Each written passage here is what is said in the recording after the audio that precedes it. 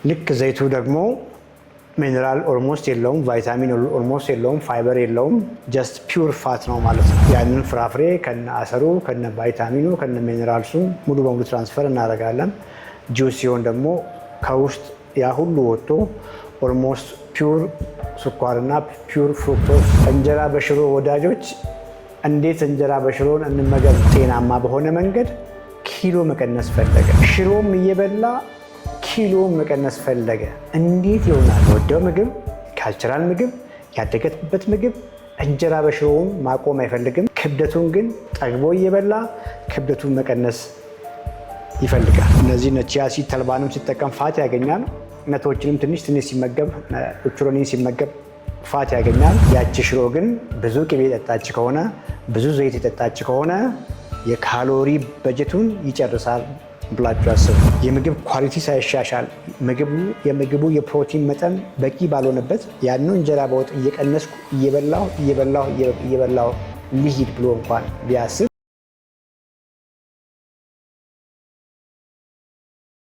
ተፈጥሮን እያደነቁ በሰላም መኖር ይፈልጋሉ? መልሶ አዎ ከሆነ በመገናኛ ጫካ ፕሮጀክት የሚገኘውን የቴምር ሪል ስቴት ዘመናዊ መኖሪያ ቤቶችን ይመልከቱ። በአረንጓዴ አካባቢ ንጹህ አየርና ምቹ የከተማ ኑሮ እርስዎን ይጠብቅዎታል። ያውም በ35 በመቶ ልዩ ቅናሽ ጋር ስቱዲዮ እስከ ባለ 3 መኝታ ድረስ የቤት አማራጮች አሉን። በአንዴ ለምትከፍሉ ስቱዲዮ 2.7 ሚሊዮን ብር፣ ባለ 1 መኝታ 4.8 ሚሊዮን ብር፣ ባለ 2 መኝታ 7.3 ሚሊዮን ብር፣ ባለ 3 መኝታ 9.7 ሚሊዮን ብር። በአንዴ መክፈል ለማትችሉ ሁለት የክፍያ አማራጮችን ይዘን ቀርበናል። የመጀመሪያው 20 በመቶ ቅድመ ክፍያ በመክፈል ቀሪውን ያለ ወለድና የዋጋ ጭማሪ መክፈል ይችላሉ። ሁለተኛው 40 በመቶውን ቅድሚያ ከፍለው 60 በመቶውን ቤቱን ሲረከቡ መክፈል ይችላሉ። ውጭ ሀገር ለምትኖሩ ደንበኞቻችን ወኪል ሳያስፈልጎት ውሎን በዲኤችኤል ያሉበት ቦታ ድረስ እንልካለን። ለበለጠ መረጃ በ0974 60 7676 ይደውሉ። ቴምር ፕሮፐርቲስ። እንዴት ናችሁ? እንዴት አመሻችሁ? እንዴት ከረማችሁ? እንዴት ዋላችሁ? ሜታቦሊክ ሪኮምፕ 97 ተጀምሯል። 100ን ሴሌብሬት ልናደርግ 3 ቀን ይቀረናል። የሜታቦሊክ ሪኮምፕ ዋና እሳቤ ጤናማ የሆነ የክብደት አቀናነስ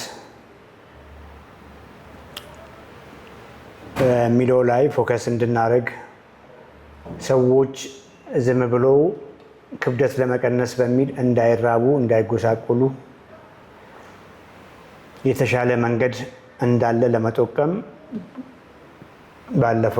ባለፉት ወራት ሜታቦሊክ ሪኮምፓንድ ብለን ጀምረን ዋና ፕሪንሲፕሎቹን ለብዙ ጊዜያት በተደጋጋሚ ሴሽኖቹ ላይ እየገለጽን ነበር እና ብዙዎቻችሁ በቂ ግንዛቤ አግኝታችኋል ማለት ነው። ይሄንን ባለመገንዘብ በየቤታቸው እየተራቡ ያሉ ሰዎች ካሉ፣ ምግብ በመቀነስ ሰፈር እያደረጉ ያሉ ካሉ፣ ክብደት ለመቀነስ ጂም ቤት ውስጥ ገብተው ከፍተኛ ስፖርት እየሰሩ ያሉ ካሉ፣ ክብደት ለመቀነስ የዌይት ሎስ ድረግ ብቻ እየወሰዱ ምግባቸውን ሳይቀይሩ እየቀጠሉ ያሉ ሰዎች ካሉ፣ ክብደት ለመቀነስ ፋስት እያደረጉ ያሉ ሰዎች ካሉ፣ ፋስቲንግ ቤኔፊት አለው፣ ግን ክብደት ለመቀነስ ለቀናት በጾም እየተሰቃዩ ያሉ ሰዎች ካሉ ብዙ ተምረዋል ብዬ አስባለሁ። ሜታቦሊክ ሪኮምፕ ጤናማ የሆነ የክብደት ቅነሳ እንደማለት ነው። ሰውነት ሳይጎዳ ሰውነት እየተመገበ ጡንቻ ሜንቴን እየተደረገ ከተቻለም ቢውልድ እየተደረገ ፋት እንዲቀንስ ማድረግ ይቻላል እንደማለት ነው። ፋት ቪዝራል ፋት ኦርጋኖች ዙሪያ፣ ጉበት ዙሪያ፣ አንጀት ዙሪያ ያለ ፋት ጤናማ በሆነ መንገድ መቀነስ ይችላል። ሜታቦሊክ ሪኮምፕን በደንብ አንደርስታንድ ካደረጋችሁ ሜታቦሊክ ሪኮምፕን አንደርስታንድ ካደረጋችሁ ፋቲ ሊቨር ካለ፣ ጉበት ውስጥ ስብ ካለ ጠግባችሁ እየበላችሁ ጡንቻችሁን እየገነባችሁ ሰውነታችሁ እየታደሰ የጉበት ስብ እንዲሄድ ማድረግ ይቻላል። ሜታቦሊክ ሪኮምፕ እሳቤ በደንብ ከገባችሁ ከታይፕ 2 ስኳር ጋር የምትኖሩ ሰዎች ጠግባችሁ እየበላችሁ ታይፕ 2 ስኳርን ወይ ሁለተኛ አይነት ስኳርን አንደር ሪሚሽን ማምጣት ትችላላችሁ። ሜታቦሊክ ሪኮምፕን በደንብ አንደርስታንድ ካደረጋችሁ ታይፕ 1ዎች ጠግባችሁ እየበላችሁ ባለማወቅ ሮንግ ምግብ እየበላችሁ ኦልሬዲ ኢንሱሊን ሬዚስታንት ኦልሬዲ ቦርጫም እየሆናችሁ ያላችሁ ታይፕ 1ዎች ጠግባችሁ እየበላችሁ ፋታችሁ እየቀነሰ ጡንቻችሁ እየተገነባ ስኳራችሁ መቆጣጠር ትችላላችሁ ማለት ነው።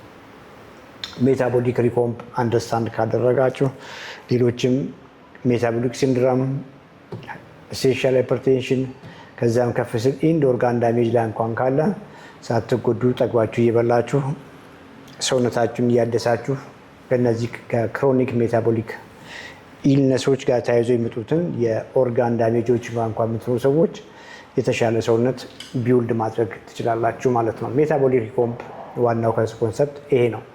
ከመጀመሪያው ጀምሮ ከሜታቦሊክ ሪኮምፕ ጀምሮ የነበረ ሰው ኮመንት ላይ አንድ ቁጥር ጻፉልኝ። ኮመንት ላይ አንድ ቁጥር ጻፉልኝ። ከሜታቦሊክ ሪኮምፕ አንድ ጀምሮ ሴሽኑ ላይ የነበረ ሰው የስ አይ ሆፕ የተወሰናችሁ ሰዎች ትኖራላችሁ ብዬ አስባለሁ። በተለይ የሻምፒዮንስ አባላት ነበራችሁ ብዬ አስባለሁ። ሶ ቀላል ነው። የምግብ ኳሊቲ ላይ ፎከስ ማድረግ ነው። ሁሉም ፕሮቲን የያዘ ምግብ እኩል አይደለም። ከእንስሳ የሚገኙ የፕሮቲን ምንጮች ከእጽዋት ከሚገኙ የፕሮቲን ምንጮች ጋር ፈጽሞ እኩል አይደሉም።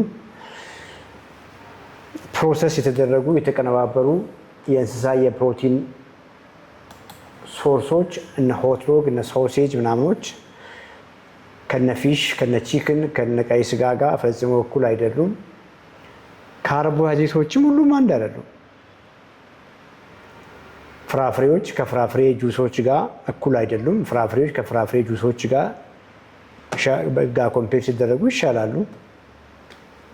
ጥራጥሬዎች ተቀቅሎ ሲበሉና ጥራጥሬዎች ተፈጭተው ዱቄት ሆነው ዘይት ቅቤ ገብቶባቸው ስንበላቸው ፈጽሞ አንድ አይደሉም።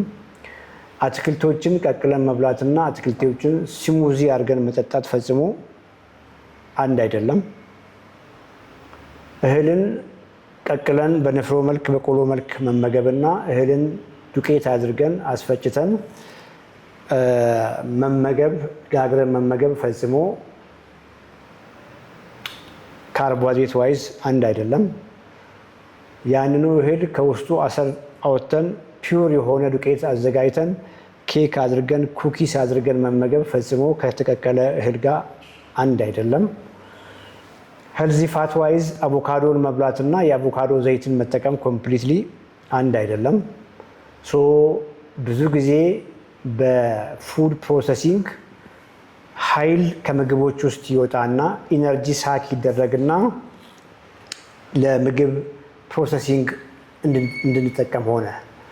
የቅባት እህሎች አሉ። የቅባት እህሎች እነ ቺያ ሲድ እነ ተልባን እነ ሰሊጥን ናቹራሊ ባሉበት ሁኔታ መመገብና ከነሱ ውስጥ የተወሰደውን እነሱን ሳክ አድርገው ዘይት አድርገን ስንጠቀም ኮምፕሊትሊ የተለያዩ ምግቦች ናቸው ማለት ነው። እና ልክ እንደዛ ነው። ስኳር፣ ዱቄት፣ ዘይት፣ ቅቤ፣ ክሬም፣ ማዮኒዝ እነዚህ በሙሉ ኢነርጂ ዴንስ ናቸው። ኦልሞስት ኤምፒቲ ካሎሪ የሚባሉ ናቸው። ኃይል ሰጪ ናቸው። ውስጣቸው ግን በቂ ኒውትሪሽን የላቸውም። ውስጣቸው በቂ ፕሮቲን የለም። ውስጣቸው ኤሴንሻል ፋቲ አሲድ የላቸውም። በቂ ሚነራልስ ቫይታሚን የላቸውም ከሪል ምግቦች ጋር ኮምፔር ሲደረጉ ማለት ነው። ለምሳሌ የሰሊጥ እና ሰሊጥ ዘይትን ኮምፔር አድርጉ። ሰሊጥ የሰሊጥ ዘይት ሰሊጥ ሆል ነው፣ ፋይበር አለው፣ ሚነራልስ አሉት፣ ቫይታሚንስ አሉት፣ ፋት አለው። ልክ ዘይቱ ደግሞ ሚነራል ኦልሞስት የለውም፣ ቫይታሚን ኦልሞስት የለውም፣ ፋይበር የለውም። ጀስት ፒውር ፋት ነው ማለት ነው። እንደሱ አድርጋችሁ አንደርስታንድ አድርጉ። ፍራፍሬዎችም ሆል ሲሆን ያንን ፍራፍሬ ከነ አሰሩ ከነ ቫይታሚኑ ከነ ሚነራልሱ ሙሉ በሙሉ ትራንስፈር እናደርጋለን። ጁስ ሲሆን ደግሞ ከውስጥ ያ ሁሉ ወጥቶ ኦልሞስት ፒውር ስኳርና ፒውር ፍሩክቶስ ለዚያውም በፍጥነት የሚጠጣ ይሆናል ማለት ነው። በዚያ መልክ አንደርስታንድ አድርጉ። የዛሬው አርዕስታችን ምን ይላል? የእንጀራ በሽሮ ወዳጆች። እንጀራ በሽሮ ወዳጆች እንዴት እንጀራ በሽሮን እንመገብ ነው። አሁን እያቀለል ነው። አሁን ብዙ ሜታቦሊክ ሄልዝ ላይ ማውራቱ ቪዲዮቹ ላይ ማንም ሰው ሄዶ መማር ይችላል። ግን ወደ መሬት እናወርዳውን እንዴት እንመገብ። እንጀራ በሽሮ ማይወድ ሰው የለም።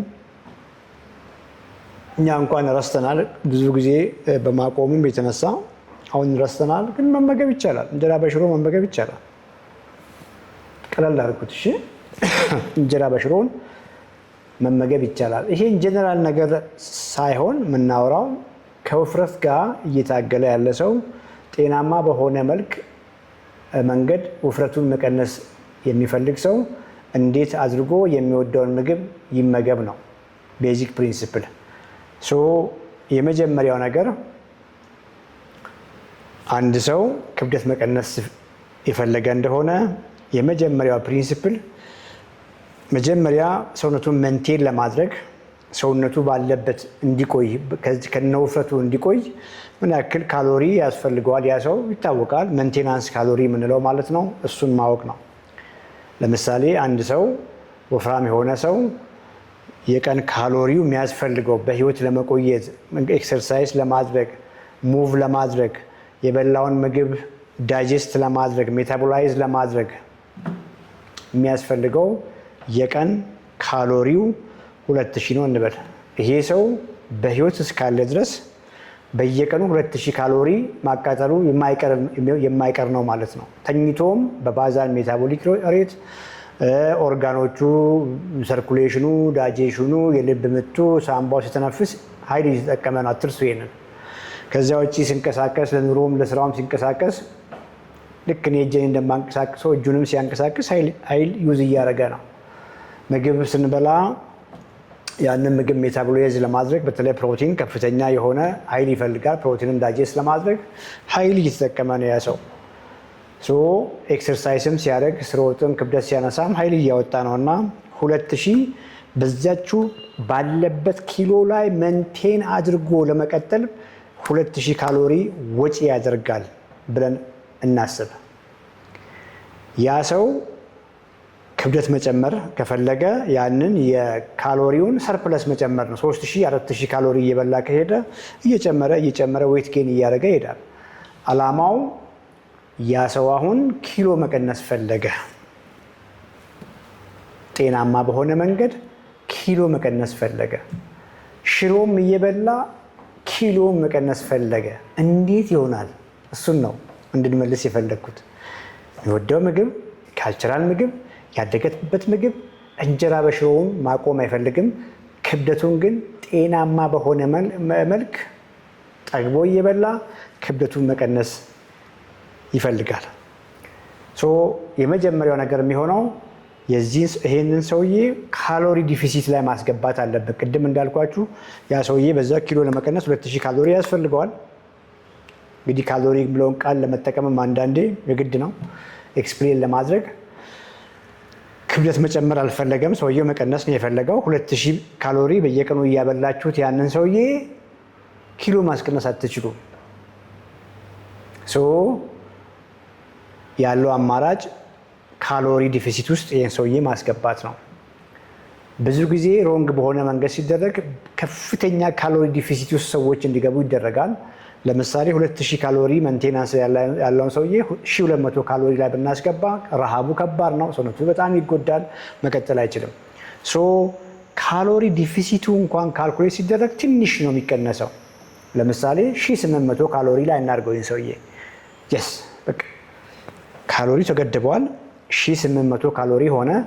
አሁን እዚች 1800 ካሎሪ ላይ እንዴት ከዚህ ውስጥ በቂ ፕሮቲን እንዴት እንስጠው፣ የተገደበ ካርቦሃይድሬት እንዴት እንስጠው፣ የተገደበ ሄልዚ ፋት እንዴት እንስጠው ይሆናል ማለት ነው።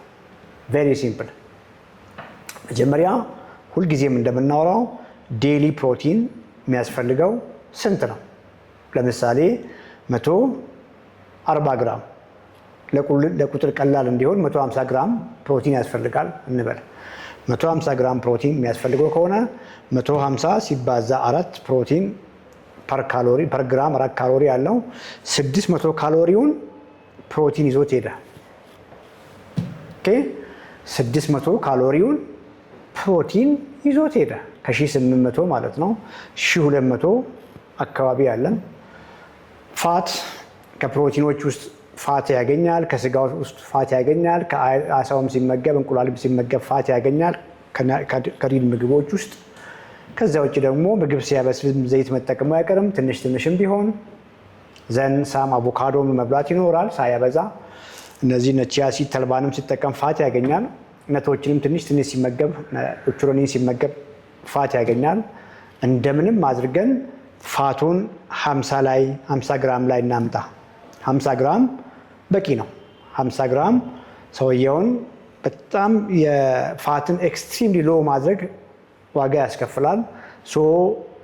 ፋት ደግሞ ሁልጊዜ ከመጠን በላይ ስናደርግ ልክ ዘይታችን ላይ ቅቤያችን ላይ አድርገን በፊት እንደምንመገበው ይህን ሰውዬ እንመግበው ብንል ፋት በጨመርን ቁጥር ቶሎ የካሎሪ ባጀቱ ያልቃል። ሰውየው ያለው ካሎሪ በጀት አሁን 60 ሄደዋል፣ 600 ሄደዋል። አሁን 1200 ነው ያለው። 50ውን ከፋት አደረግን። ከ30 በታች መሄድ በጣም ሪስትሪክቲቭ ነው የሚሆነው፣ ከባድ ነው የሚሆነው። 50 ግራም እንስጠው። 50 ሲባዛ 9 450። ጠጋ እናርግና 500 እናርግ ለቁጥር ስለሚቀል 500 ካሎሪ ከፋት አገኘ። 600 ካሎሪ ከፕሮቲን አገኘ። 1100 ማለት ነው። 1100 ካሎሪ ከኳሊቲ ፕሮቲን በቂ አግኝቷል። ሄልዚ ፋት 50 ግራም በቂ ነው። ቢኮዝ 50 ግራም በቂ ካገኘ የቫይታሚን ሶሉብል ቫይታሚኖች እጥረት አያጋጥመውም። ኤሴንሻል ፋቲ አሲድ ችግር አይኖረውም። ባይል አሲድ ሰፈር አያደርግም። ለሴል መምብሬን ሲንተሲስ አይቸገርም። እነዚህ የሴክስ ሆርሞኖችን ፕሮዳክሽን ኢሹ አይኖርም ማለት ነው። በቂ ነው። 1100 ካሎሪ። የቀረው ካሎሪ የካርቦሃይድሬት ነው የሚሆነው ማለት ነው። ስንት ነው የሚሆነው? 1800 ሲቀነስ 1100 700 ካሎሪ። 700 ካሎሪ ለካርቦሃይድሬት ፊክስ አደረገ ማለት ነው። የሰውዬ 700 ካሎሪ 700 ካሎሪ ፊክስ አደረገ። 700 ካሎሪ ከካርቦሃይድሬት የሚያገኘው ማለት ነው። 700 ካሎሪ ስንት ግራም ካርቦሃይድሬት ነው? 1 ግራም ካርቦሃይድሬት 4 ካሎሪ ካለው 700 ካሎሪ ካርቦሃይድሬት ስንት ግራም ካርቦሃይድሬት ነው? 700ን ለ4 አካፍሉልኝ። 700ን ለ4 አካፍሉልኝ። 175። ቴንክ ዩ አማኑኤል ሾው፣ በጣም አመሰግናለሁ። ይሄ ሰውዬ 175 ግራም ካርቦሃይድሬት ኮታ አለው ማለት ነው። 175 ግራም በቀን ካርቦሃይድሬት ይወስዳል። ወክ እያደረገ ነው የሰውዬ፣ ክብደት እያነሳ ነው፣ ሞር አክቲቭ እየሆነ ነው። 175 ግራም ካርቦሃይድሬት ኮታ አለው። እያወራን ያለ ነው ይሄ ሰውዬ ፈጽሞ እንጀራ በሽሮ ማቆም አልፈልግም አለ። 175 ግራም ካርቦሃይድሬት አለው። ቬጂቴብል ይበላል፣ አትክልቶች ይበላል። ፍራፍሬ ለምሳሌ አንድ ፍራፍሬ አንድ ብርቱካን መብላት ይችላል። አንድ ብርቱካን ምናልባትም 15-20 ግራም አካባቢ ነው የሚሆነው። አትክልቶች አብዝቶ የፈለገውን ያክል እንኳን ቀኑን በጠግቦ ቢበላ 20 ግራም ምናምን ቢበላ ነው። 20 ግራም ካርቦሃይድሬት ከውስጣቸው ብዙ ካርቦሃይድሬት የላቸውም አትክልቶች። ፋይበር ከውስጥ ወጥቶለት ኔት ካርቦሃይድሬት ነው የምናወራው። አትክልቶች ምናልባት 20፣ ፍራፍሬ ላይም 20፣ 40 175 ሲካፈል 40 135 ግራም አሁንም አለው ማለት ነው። ይህን አንድ እንጀራ እንመደብለት ይህን ሰውዬ። ካሮትም ይበላል፣ ቀይ ስርም ይበላል። 75ቱን ካሮትም እየበላ ቀይ ስርም እየበላ አትክልትም እየበላ ፍራፍሬም እየበላ 75 እናድርግ። 75 እናድርግ። የቀረው አሁን 100 ግራም እንጀራ በሽሮ እንዴት መጠቀም ይችላል ብለን ሲምፕል ፎርሙላ መስራት እንችላለን። ሶ አንድ እንጀራ አንድ ሙሉ እንጀራ አቨሬጅ እንጀራ ወደ 300 ግራም የሚመዝነው 3 ቁርጥ ብለን አስቡ። 3 ቁርጥ እንጀራ 100 ግራም ካርቦሃይድሬት አካባቢ ነው። 100 ግራም ኔት ካርቦሃይድሬት ነው። ሶ አንድ ሙሉ እንጀራ ብንፈቅድለት ለሽሮ ቦታ የለውም። ስለዚህ አንድ ቁርጥ እንጀራ አድርገን ኦልሞስት ወደ 25 ግራም ኔት ካርብ አለው አንድ ቁርጥ እንጀራ። አንድ ቁርጥ እንጀራ 100 ግራም ካርቦሃይድሬት ነው። አንድ ቁርጥ እንጀራ ሲመዘን 100 ግራም ነው ክብደቱ። ውስጡ ግን 25 ግራም ካርቦሃይድሬት አለው። ኦኬ ሁለት ቁርጥ እንጀራ ብናደርግለት 50 ግራም ካርቦሃይድሬት አለው። ሌላውን ደግሞ ከሽሮ ማግኘት ይችላል ማለት ነው። ሽሮውንም እንደ ፕሮቲን ሳይሆን ፕሮቲን አለው የስ ግን እንደ ካርቦሃይድሬት ነው ሽሮ የሚወሰደው።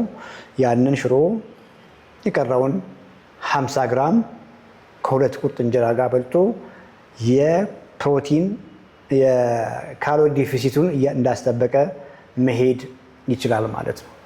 ያቺ ሽሮ ግን ብዙ ቅቤ የጠጣች ከሆነ ብዙ ዘይት የጠጣች ከሆነ የካሎሪ በጀቱን ይጨርሳል ብላችሁ አስቡ።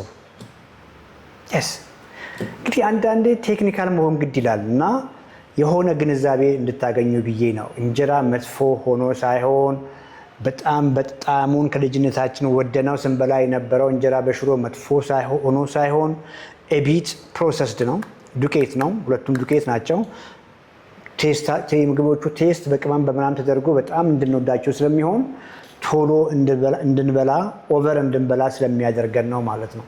ሶ ክብደት እየቀነሰ ላለ ሰው ጤናማ የሆነ ክብደት ቅነሳ ውስጥ ላለ ሰው እንጀራ በሽሮ እንጀራ በምስር ወጥ ኦር ሌላኛውም የትኛውም መሆን ይችላል ወጡ ኮምፕሊትሊ ኖ አይነካም ተብሎ የሚወሰዱ ምግቦች እንዳልሆኑ ግንዛቤ ያገኛችሁ ይመስለኛል።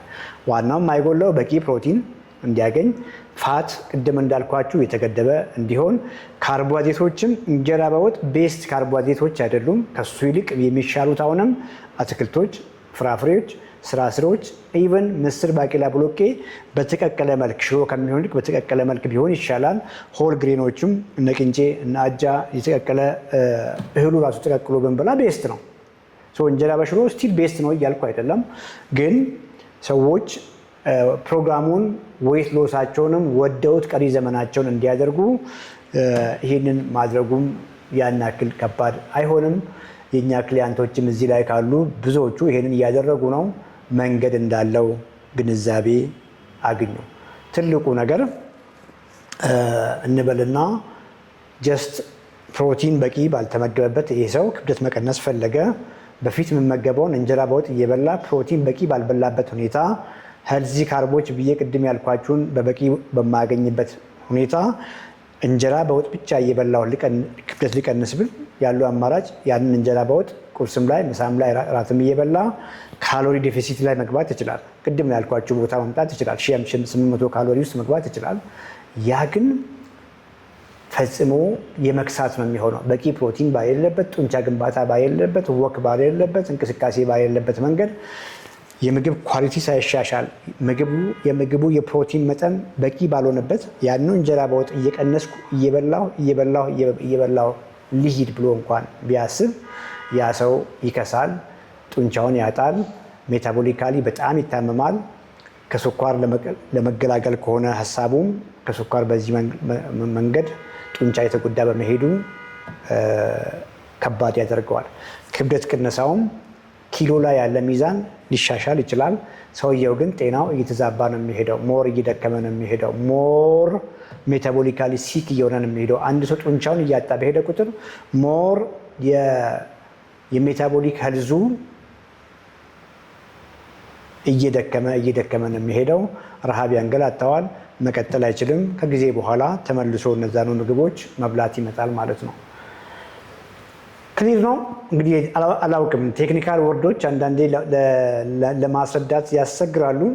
ሶሪ፣ እንደዚህ በዚህ ልክ ይሄን ሁሉ ዲቴል እንደዚህ ማውራቴ አስፈላጊ ላይሆን ይችላል። ግን ኢንተረስትድ የሆናችሁ ሜታቦሊክ ሄልዝ ላይ ኢንተረስትድ የሆናችሁ ሰዎች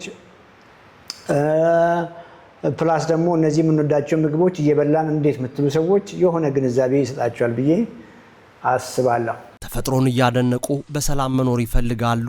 መልሶ አዎ ከሆነ በመገናኛ ጫካ ፕሮጀክት የሚገኘውን የቴምር ሪል ስቴት ዘመናዊ መኖሪያ ቤቶችን ይመልከቱ። በአረንጓዴ አካባቢ ንጹህ አየርና ምቹ የከተማ ኑሮ እርስዎን ይጠብቅዎታል። ያውም ከ35 በመቶ ልዩ ቅናሽ ጋር ስቱዲዮ እስከ ባለ 3 መኝታ ድረስ የቤት አማራጮች አሉን። በአንዴ ለምትከፍሉ ስቱዲዮ 2.7 ሚሊዮን ብር፣ ባለ 1 መኝታ 4.8 ሚሊዮን ብር፣ ባለ 2 መኝታ 7.3 ሚሊዮን ብር፣ ባለ 3 መኝታ 9.7 ሚሊዮን ብር። በአንዴ መክፈል ለማትችሉ ሁለት የክፍያ አማራጮችን ይዘን ቀርበናል።